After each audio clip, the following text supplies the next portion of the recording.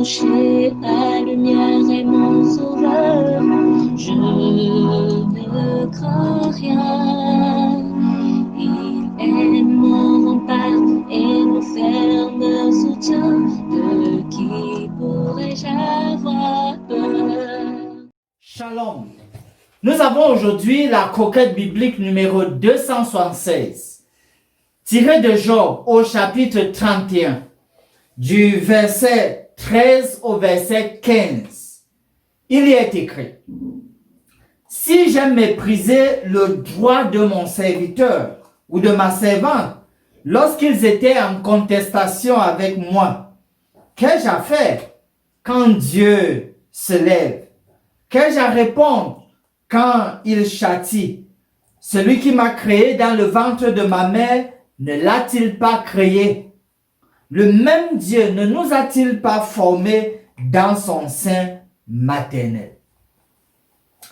Job, et nous devons garder ceci à cœur, Job est très décidé à vider le fond de son cœur afin d'établir son innocence.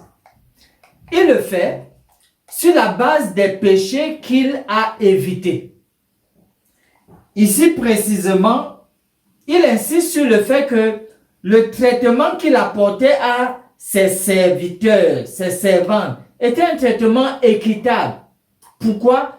Parce qu'il croyait que le même Dieu qu'il a créé était aussi celui qui les avait créés. Et donc, il est traité avec dignité.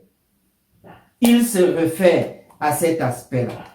Et donc, c'est toujours difficile pour lui de comprendre le pourquoi de tout ce qui lui arrive. Résumons un peu, d'un point de vue global, la situation immédiate de Job telle qu'il l'aperçoit. C'est que sa vie est un fardeau.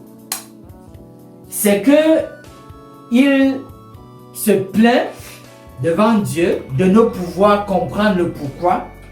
C'est que il sait quand même que Dieu ne se plaît pas à l'oppression. C'est que finalement, voyez-vous, même comme les hommes suspectent le fait qu'il est coupable, Dieu lui sait très bien qu'il est innocent. Voilà en gros pour Job. Ainsi donc, dans nos hôpitaux et maisons et autres entourages, il y a des personnes vraiment fatiguées de leur vie. Et d'être fatiguées de passer par une longue période de maladie. Vraiment fatiguées. Et je dois dire que ce n'est pas du tout une honte. Si à un moment, lorsque vous regardez tout vous concernant, vous réalisez que vraiment vous êtes fatigué, ce n'est pas du tout une honte. En fait, le mieux à faire, ou alors, ce que vous faites après avoir réalisé que vous êtes fatigué, c'est ça qui importe le plus. Que faites-vous?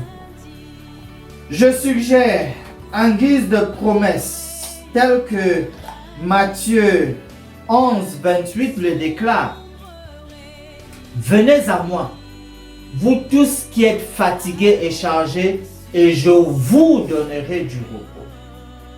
Ma suggestion donc, réalisant le fait d'être vraiment fatigué, le mieux, c'est que la toute dernière force, encore énergie, soit simplement de dire au Seigneur: voilà, je viens à toi, tel que tu as dit, me voici, si fatigué et chargé, accomplis ta volonté. Finissons par ce mot de prière. Bon Père Céleste, aide-nous à venir à toi et te parler lorsque nous sommes fatigués et dégoûtés à cause des tristes expériences de ce siècle présent. Écoute-nous, aide-nous à t'écouter. Donne-nous le discernement dont nous avons besoin. Que ta volonté se fasse dans nos vies. Au nom de Jésus, nous prions. Amen. Mon âme espère en l'Éternel.